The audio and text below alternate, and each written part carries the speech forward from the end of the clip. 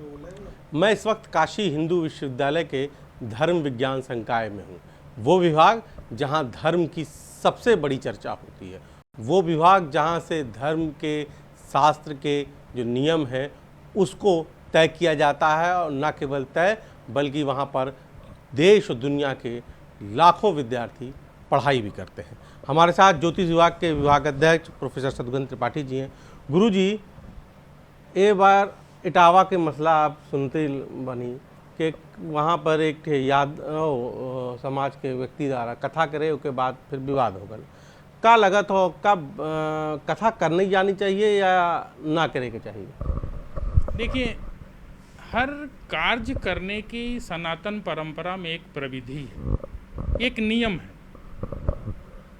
कथा जो कहता है वह पूज्य होता है, व्यासपीठ पे बैठता है, उसकी भी एक अपनी योग्यता है।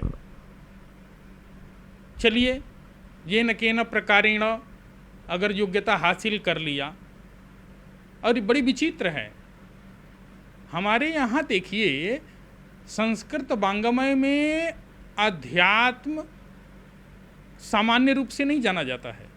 यहाँ मैं काशी हिंदू विश्वविद्यालय की बात करूँगा, वैदिक दर्शन विभाग में पुराण विभाग है ये, जहाँ कथा प्रवचन आदि सिखाए जाते हैं, पुराणों का अध्ययन कराया जाता है। इसकी एक शास्त्रीय डिग्री है। ये कौन लोग हैं, कहाँ से डिग्री लाते हैं? कहीं पढ़े नहीं, किसी भी विश्वविद्यालय में गए नहीं, किसी गुरु परंपरा के संरक्षण में रहे नहीं, और ये कथा कहने बैठ जाते हैं। इनको आधिकारिक पद पे, व्यास गद्दी पे बैठने के पहले 100 बार खुद सोचना चाहिए कि क्या मैं वैसी योग्यता को धारण करता हूं।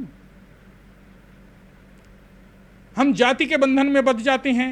ये हमारी जाति के व्यास हैं, हम इनको बुला के कथा सुनने लगते हैं। कथा प्रवचन उनको खुद नहीं पता है, वेदांग का ज्ञान नहीं है, वेद का ज्ञान नहीं है, ऋचाओं का ज्ञान नहीं है, साम का ज्ञान नहीं है, गाना आता नहीं है, फिल्मी धुनों पे, नाना प्रकार के धुनों पे बना करके, और संस्कार से युक्त भी नहीं है। ये अपने पे ध्यान भी नहीं देते कि हमें किस परिधि में रहनी चाहिए, किस परिधि में बोलनी चाहिए, कहाँ तक बोलनी चाहिए, क्योंकि ये कभी गुरु परंपरा में गए नहीं, किसी विश्वविद्यालय से स्तरीय अध्ययन नहीं किए। बस लोगों को अच्छा लगता है, हमने मानस की कुछ चौपाइयाँ रट ली, भागवत के कुछ छंदों का, भागवत के कुछ श्लोकों का पाठ कर लिया, कुछ छंदों को गेय में सीख लिया, कुछ भजन गाना सीख लिया, 2-4 बजाने वाले को लिया, कथा कहने पहुँच गए। इनको लगता है कि बहुत अच्छा व्यापार है। ये व्यापार कभी नहीं रहा। सनातन परंपरा में ब्राह्मण को अधिकार था कथा कहने का। क्यों नहीं? सत्यनारायण भगवान के कथा को कहने के लिए आप किसी को बुला लेते हैं, तब तो आप कहते हैं कि नहीं, ब्राह्मण जी को बुलाओ, विप्र बटुक को बुलाओ। और भी विविध तरह के कर्मकांड आपके घर में होते हैं, विविध प्रकार के संस्कार होते हैं, क्योंकि वो पूज्य है, उसमें वह अंश विद्यमान है, उसने पढ़ा है, अपनी प्रक्रियाओं को जानता है, अपनी मर्यादा को जानता है, अपने चरित्र को जानता है, तब वह उस कार्य को बीच में उतरता है। पूरे स्त्रियों का समाज होता है। विवाह के प्रसंग में आप देखिए, अधिक पुरुष कम रहते हैं, स्त्रियां ज़्यादा रहती हैं मंडप में। उसमें अगर चरित्रवान ब्राह्मण नहीं है तो उसकी ध्येय, उसकी दृष्टि, ये सब बाधित होती है। और संस्कार युक्त है तो वह उनके बीच में जो संस्कारों का आधान करता है, वो संस्कारों को क्रमशः कराता है, उसका उपदेश देता है। तो व्यास पीठ पर सामान्य आदमी को बैठने का अधिकार ही नहीं है।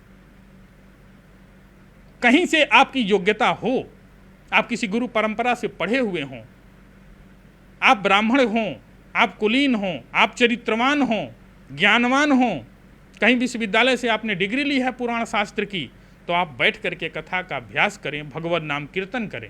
लेकिन क्या एक भजन हम जान गए और बस हम विख्यात हो गए, कथा कहने लगे? क्योंकि एक हम टोली बना लेते हैं। सबसे पहली टोली हमारी जाति की बन जाती है कि हम इस जाति के हैं तो इस जाति के व्यास से ही कथा सुने। दूसरी नहीं, जो जाति की नहीं बनती तो हम क्षेत्र का बना लेते हैं, ये हमारे क्षेत्र के हैं, ये अच्छा कथा कहेंगे, ये प्रभावी कथा कहेंगे। अरे हमें ज्ञानी से, ब्राह्मण से, क्योंकि ब्राह्मण के मुख से जो ऋचाएँ निकलेंगी वो हमें अध्यात्म की दृष्टि से बड़ी तात्विक होती हैं, हमें बल देती हैं, संबल देती हैं। ऐसे विषय पे हम लोग यही कहेंगे कि जो हमारी सनातन परंपरा है, धर्मशास्त्र की परंपरा है, पुराण शास्त्रों की परंपरा है, इसके आधार पे योग्य जो ब्राह्मण है उससे कथा का श्रवण करना चाहिए, ताकि हमारे कई जन्मों के पाप कटते हैं। कथा श्रवण से केवल यही फल थोड़े है कि कान को आनंद आता है और मन को आनंद आता है। अरे हमारे संस्कार बदल जाते हैं, हमको न जाने कोटि कोटि पुण्य की प्राप्ति होती है, हमारे पाप नष्ट हो जाते हैं। उसके देखिए प्रस्तावना में ही सारी बातें लिखी हुई हैं, लेकिन हम आज ये सब भूल करके अफसोस है कि हम तरह तरह के नाना प्रकार के व्यापार बना लिए हैं धर्म को भी, और इससे अर्थ का उपार्जन करते हैं जो न सद्गति को देती है और न हमें पुण्य प्रदान करती है।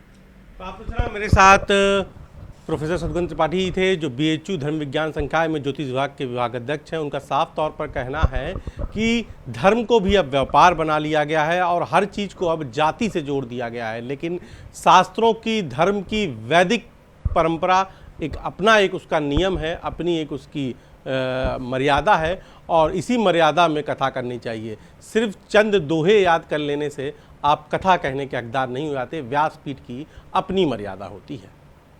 कैमरा पंकज सिन्हा के साथ उपेंद्र द्विवेदी, न्यूज़ 18 वाराणसी।